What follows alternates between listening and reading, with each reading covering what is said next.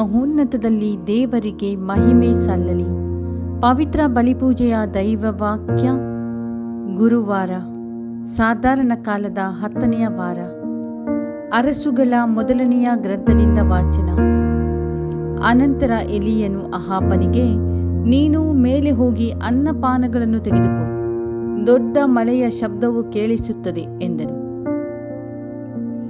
ಅಹಾಬನು ಅನ್ನಪಾನಗಳನ್ನು ತೆಗೆದುಕೊಳ್ಳಲು ಹೋದಾಗ ಎಲೀಯನು ಕಾರ್ಮೆಲ್ಲಿನ ತುದಿಗೆ ಹೋಗಿ ಅಲ್ಲಿ ನೆಲದ ಮೇಲೆ ಬಿದ್ದುಕೊಂಡು ಮೊಣಕಾಲಿನ ಮಧ್ಯೆ ತಲೆಯನ್ನಿಟ್ಟನು.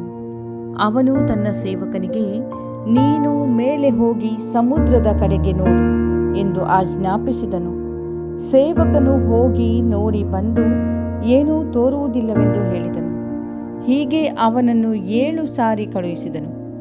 7ನೆಯ ಸಾರಿ ಆ ಸೇವಕನು, ಅಂಗೈಯಷ್ಟು ಚಿಕ್ಕದಾದ ಮೋಡವು ಸಮುದ್ರದಿಂದ ಏರಿ ಬರುತ್ತಲಿದೆ ಎಂದು ತಿಳಿಸಿದನು. ಆಗ ಎಲೀಯನು ಅವನಿಗೆ, ನೀನು ಹೋಗಿ ಅಹಾಬನಿಗೆ, ಬೇಗನೆ ರಥವನ್ನು ಹೂಡಿಸಿಕೊಂಡು ಮಳೆಯು ನಿನ್ನನ್ನು ತಡೆಯದಂತೆ ಬೆಟ್ಟವನ್ನಿಳಿದು ಹೋಗು ಎಂದು ಹೇಳು ಎಂದನು. ತುಸು ಹೊತ್ತಿನಲ್ಲಿಯೇ ಆಕಾಶವು ಕಾರ್ಮೋಡ ಗಾಳಿಗಳಿಂದ ತುಂಬಿ ದೊಡ್ಡ ಮಳೆ ಪ್ರಾರಂಭವಾಯಿತು. ಅಹಾಬನು ರಥದಲ್ಲಿ ಕುಳಿತುಕೊಂಡು ಜೆಜ್ರೇಲಿಗೆ ಹೋದನು. ಸರ್ವೇಶ್ವರನ ಹಸ್ತ ಎಲೀಯನ ಸಂಗಡ ಇದ್ದುದರಿಂದ ಅವನು ನಡು ಕಟ್ಟಿಕೊಂಡು ಅಹಾಬನ ಮುಂದೆ ಓಡುತ್ತಾ ಜೆಜ್ರೇಲನ್ನು ಸೇರಿದನು. ಪ್ರಭುವಿನ ವಾಕ್ಯ.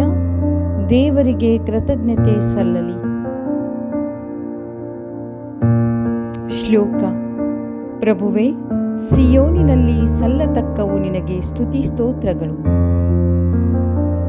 ಇಳೆಯನ್ನು ಸಂಧಿಸಿ ಮಳೆಯನ್ನು ಸುರಿಸಿ ನೆಲವನ್ನು ನೀ ಸಿರಿಗೊಳಿಸುವಾತ. ನಾಲೆ ತುಂಬ ನೀರು ಹರಿಸಿ ಹೊಲದ ತುಂಬ ನೀ ಧಾನ್ಯ ನೀಡುವಾತ. ಶ್ಲೋಕ. ಪ್ರಭುವೇ, ಸಿಯೋನಿನಲ್ಲಿ ಸಲ್ಲತಕ್ಕವು ನಿನಗೆ ಸ್ತುತಿ ಸ್ತೋತ್ರಗಳು. ನೇಗಿಲ ಗೆರೆಯನ್ನು ತೋಯಿಸಿ ಮಣ್ಣಿನ ಹೆಂಟೆಯನ್ನು ಕರಗಿಸುತ್ತಿ, ಪೊಡವೆಯ ಹೊಲವ ಮಾಚಿಸಿ ಹುಲುಸಾಗಿ ಪೈರನ್ನು ಬೆಳೆಸುತ್ತಿ, ಋತು ಶಿಶಿರಕ್ಕೆ ಸುಗ್ಗಿಯ ಸೊಬಗಿನ ಮುಕುಟವ ಮುಡಿಸಿದ್ದಿ. ನೀ ನಡೆವ ಹಾದಿಯಲ್ಲೆಲ್ಲ ತುಳುಕುತ್ತಿದೆ ಸಮೃದ್ಧಿ. ಮೇವುಗಾಡುಗಳು ಕಂಗೊಳಿಸುತ್ತಿವೆ ಪಚ್ಚೆ ಪಸಿರಿಂದ. ಶ್ಲೋಕ. ಪ್ರಭುವೇ, ಸಿಯೋನಿನಲ್ಲಿ ಸಲ್ಲತಕ್ಕವು ನಿನಗೆ ಸ್ತುತಿ ಸ್ತೋತ್ರಗಳು. ಘೋಷಣೆ. Hallelujah, hallelujah. ಧನ್ಯವಾದವಿತ್ತು ಹಾಡಿರಿ, ಪ್ರಭುವನು ಕಳುಹಿಸುವನು ಧರೆಗೆ ತನ್ನ ಅಣತಿಯನು. ಹಾಲೆಲೂಯ. ಸಂತ ಮತ್ತಾಯನು ಬರೆದ ಪವಿತ್ರ ಶುಭ ಸಂದೇಶದಿಂದ ವಾಚನ. ಪ್ರಭು ನಿಮಗೆ ಮಹಿಮೆ ಸಲ್ಲಲಿ. ಆ ಕಾಲದಲ್ಲಿ ಯೇಸು ತಮ್ಮ ಶಿಷ್ಯರಿಗೆ ಹೇಳಿದ್ದೇನೆಂದರೆ, ಧರ್ಮಶಾಸ್ತ್ರಿಗಳ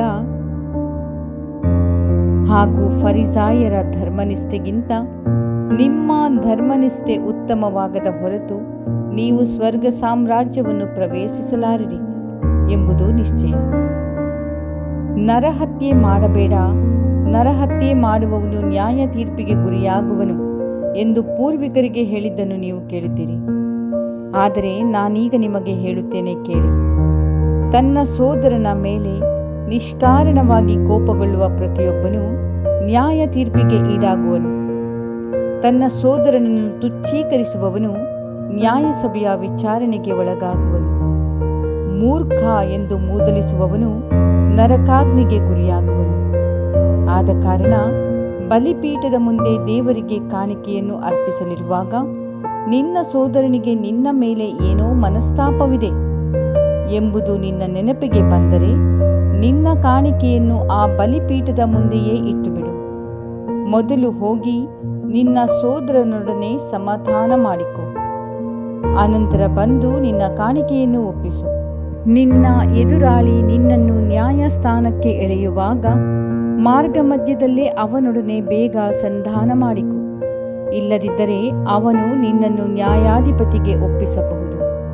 ನ್ಯಾಯಾಧಿಪತಿ ನಿನ್ನನ್ನು ಪೊಲೀಸರ ವಶಕ್ಕೆ ಬಿಡಬಹುದು. ಅನಂತರ ನಿನಗೆ ಸೆರೆವಾಸ ಪ್ರಾಪ್ತವಾದೀತು. ಅಲ್ಲಿಂದ ನೀನು ಹೊರಗೆ ಬರಬೇಕಾದರೆ ಬಿಡಿ ಕಾಸನ್ನೂ ಬಿಡದೆ ಎಲ್ಲವನ್ನೂ ತೆರಬೇಕಾಗುವುದು. ಇದನ್ನು ನೆನಪಿನಲ್ಲಿಡು. ಪ್ರಭು ಕ್ರಿಸ್ತರ ಶುಭ ಸಂದೇಶ.